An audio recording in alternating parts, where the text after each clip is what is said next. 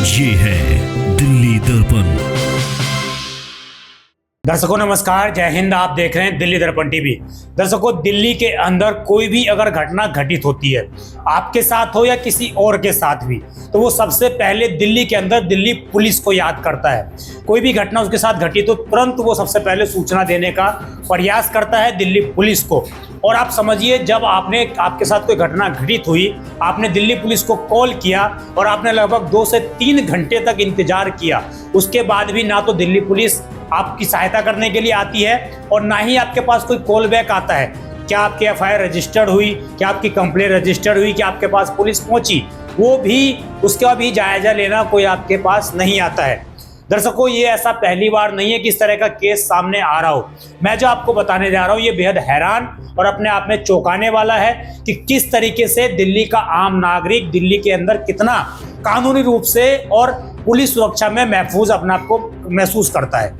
मैं बता दूं, जो मामला है वो निहाल विहार, दिल्ली के निहाल विहार से सामने आया है, जहां पर एक फ्लोर में 3 परिवार रहते हैं। उसमें जो है एक जो सबसे नीचे वाला परिवार है, किसी कारण उसकी स्विच को तोड़ दिया गया, जहां से उसके घर में लाइट बिजली सप्लाई हो रही थी। उसने उसका विरोध दर्ज करवाया तो किसी तीसरे मंजिल वाले ने आकर उसके साथ मार पिटाई की। आरोप ये लगे कि महिलाओं के साथ भद्दी लैंग्वेज का उपयोग किया गया, महिलाओं के शरीर के ऊपर हाथ डाले गए, उनको मारा गया, उनके साथ गंदी गंदी गालियां की गई। और यहाँ तक जिन लोगों ने ये पूरी कार्रवाई को अंजाम दिया, परिवार का ये आरोप है कि उन लोगों ने सीधे तौर पर यह कहा कि पुलिस हमारे जेब में रहती है, मीडिया से हम डरते नहीं हैं। आप समझिए, दिल्ली के अंदर एक परिवार ऐसा है जो इस तरह की लैंग्वेज, इस तरह की भाषा उपयोग कर रहा है, उसके अंदर डर मात्र का कोई खौफ नहीं है।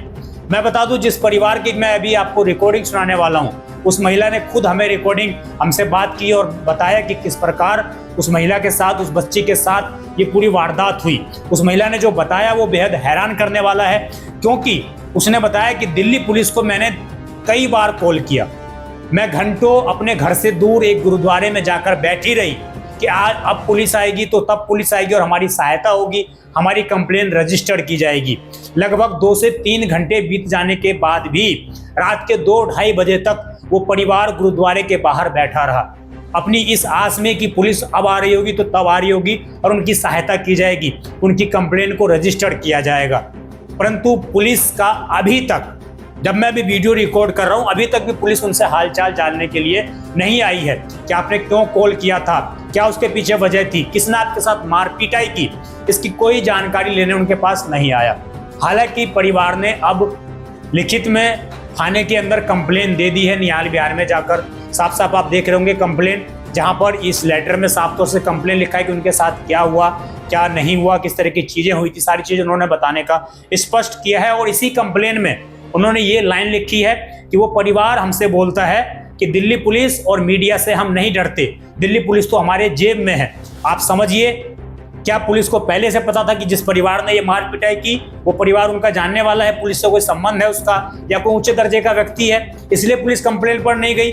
नहीं तो जो पुलिस ये दावा करती है शांति, सेवा और न्याय का, 10 मिनट में कहीं भी पहुंचने का दावा करती है, आखिरकार वो पुलिस 3 घंटे तक वहां पर क्यों नहीं पहुंची? ये बड़ा सवाल है। आप पहले उस महिला की रिकॉर्डिंग सुनिए, जिस महिला से मैंने बात की है।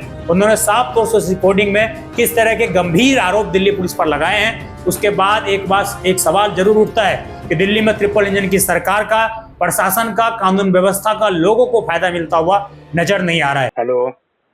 हेलो। नमस्कार मैम, क्या नाम है आपका? नमस्कार सर, मेरा नाम गुरप्रीत कौर है। जी, कहाँ की रहने वाली हैं आप? सर मैं निहाल विहार फेज 2 चंदर विहार। चंदर विहार। कब से रहती हैं यहाँ पर आप? सर 3 महीने हुए हैं। 3 महीने। क्या घटना हुई आपके साथ? सर एक्चुअली ना, कल रात को 10 साढ़े 10 का टाइम था, लाइट नहीं थी, ठीक है। तो हम लोग, मैं, मेरी मदर और मेरी सिस्टर बच्चों को लेकर ना नीचे चले गए घुमाने के लिए। जी। नीचे हम लोग घूम रहे थे, नीचे घूमते घूमते ना हम ऊपर आए, जब लाइट आ गई हमने आके देखा कि ना हमारा स्विच बोर्ड बाहर का टूटा पड़ा है। क्या टूटा पड़ा है? स्विच बोर्ड बाहर का।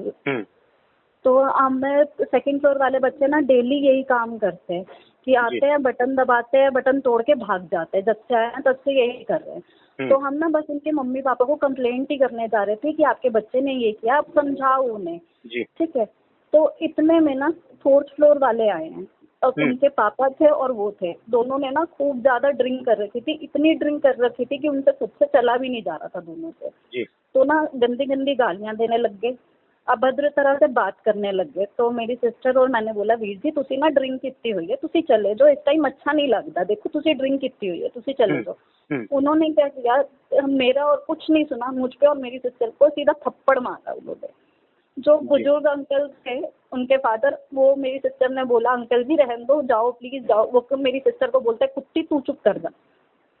जी, इस तरह की लैंग्वेज। हाँ जी, इस तरह की, सिर्फ इससे घटिया लैंग्वेज उन्होंने यूज की है, ये तो कुछ भी नहीं है। इससे इतनी गंदी गंदी, वो लेडीज ऐसी हैं, उन्होंने इतनी गंदी गंदी लैंग्वेज यूज किया ना हम दोनों सिस्टर्स के खिलाफ कि ये वो लेडीज कहती है एक मेरे को कहती है मेरा आदमी पसंद आ गया होगा ना, उसके साथ रात बिताना चाहती है, इसलिए उससे जेब हो रही। और ये सिर्फ एक बच्चे की लड़ाई के कारण?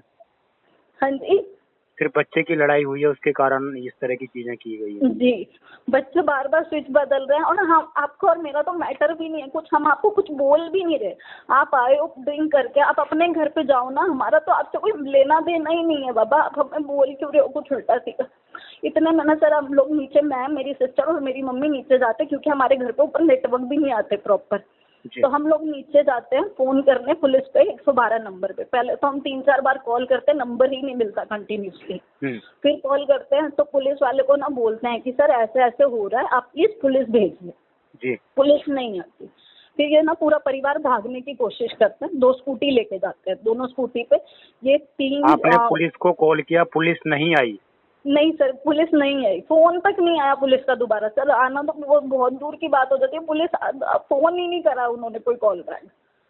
आपने पूरी घटना बताई थी, उसके बाद ही पुलिस नहीं आई? नहीं सर, आई नहीं पुलिस। कौन से थाने का मामला है ये? सर निहाल बिहार थाने का मामला है। निहाल बिहार का, जी। तो सर हम ना ये पूरा परिवार भागने की कोशिश में थे, 2 जेंट्स थे भाई उनके और 4 लेडीज थी। ये चारों भागने की फिराक में थे स्कूटी लेकर। तो ये स्कूटी लेकर सारे बैठे हैं, इनका ना भाई निकला तो वो ना खाली प्लॉट में, मैंने आपको जैसे ही पहले बताया इन्होंने खूब ड्रिंक कर रखी थी। ये लोग प्लॉट में निकले हैं तो इनसे ना स्कूटी संभल नहीं पाई, ये खाली प्लॉट में गिर गए। जैसे ही ये खाली प्लॉट में गिरे ना, इनकी बीवी आई है, आके सीधा इन्होंने मेरा हाथ मरोड़ा और गंदी गंदी गालियां देनी स्टार्ट कर दी। जी। पहले भी इन्होंने परेशान किया है क्या आपको? सर हाँ, पहले भी 2-3 बार हम टंकी में ना ऊपर पानी भरने गए हैं, तब भी इनके ताने चलते रहते, कुछ ना कुछ उल्टा बोलते ही रहते हैं। तो ये किराए पर रहते हैं या आप किराए पर रहती हैं यहाँ? सर हम किराए पर रहते हैं। और मकान किसका है ये? हमारी लैंडलॉर्ड का नाम मुझे इतना पता नहीं सर, लैंडलॉर्ड का नाम नहीं पता मुझे। तो आपने उनसे शिकायत की कि इस तरह से ये किराएदार? सर उनसे शिकायत की थी, जब हम नए नए आए थे ना, पहला दिन ही हुआ था हमें, तब भी उनको बोला था। उन्होंने बोला कि आप अपने तरीके से देखिए, आप मुझे मत बोलिए, अगर आपको परेशान कर रहे हैं तो आप अपने तरीके से हैंडल कीजिए।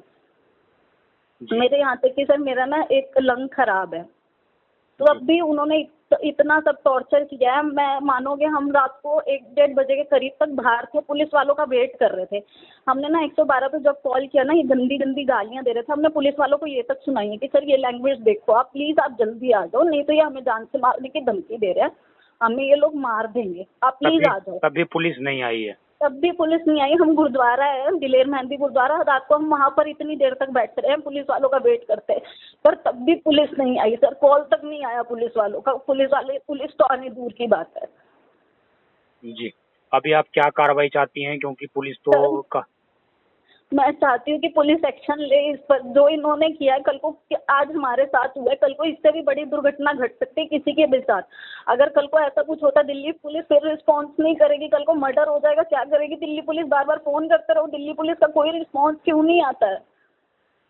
जी। दिल्ली पुलिस या तो खुद चाहते है कि कोई बड़ा क्राइम घटे, दुर्घटना घटे, तब दिल्ली पुलिस एक्शन में आएगी। दर्शकों, सुना आपने किस प्रकार जिस महिला ने नाम बताया हरप्रीत कौर, और कैसे वो अपने आप को एक तरीके से दिल्ली में असुरक्षित महसूस कर रही हैं। दिल्ली के इस वातावरण में अपने आप को असुरक्षित महसूस कर रही हैं, जहां पर नागरिकों की हिफाजत करने के लिए लाखों की संख्या में दिल्ली पुलिस के जवान तैनात हैं। उसके बावजूद वो कॉल करती है, पीसीआर कॉल जाती है, पीसीआर कॉल का उसके पास रिकॉर्ड है, मैसेज है कि उसने पुलिस को कॉल किया है, कॉल कनेक्टेड भी होती है।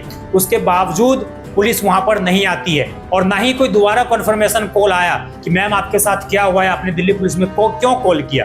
आखिरकार ये सिस्टम का डिफॉल्ट है, या दिल्ली पुलिस के जवानों के द्वारा जानबूझकर ये किया हुआ डिफॉल्ट है, ये दिल्ली पुलिस ही बेहतर बता सकती है। अभी तक जो मैं वीडियो रिकॉर्ड कर रहा हूं, जब तक मैं ये खबर आपको बता रहा हूं, अभी तक उस परिवार के जिस परिवार ने मार पिटाई की है उस परिवार के खिलाफ एफआईआर तक नहीं लिखी गई है। वो परिवार फरार है। परंतु बड़ा सवाल यही है कि अगर किसी के साथ कोई दिक्कत है और कोई दिल्ली पुलिस को कॉल करता है तो दिल्ली पुलिस मौके पर क्यों नहीं पहुंचती है, दिल्ली पुलिस रिस्पॉन्स क्यों नहीं करती है। दिल्ली पुलिस का जो नारा है शांति, सेवा और न्याय, वो न्याय हर नागरिक के साथ आखिरकार क्यों नहीं होता है, ये बड़ा सवाल है। और यही दिखाता है कि किस प्रकार दिल्ली के अंदर लोगों को ट्रिपल इंजन की सरकार का और कानून व्यवस्था की सुधरने की जो बात कही गई थी उसका जमीनी स्तर पर कोई बड़ा फायदा मिलता हुआ नजर नहीं आ रहा है।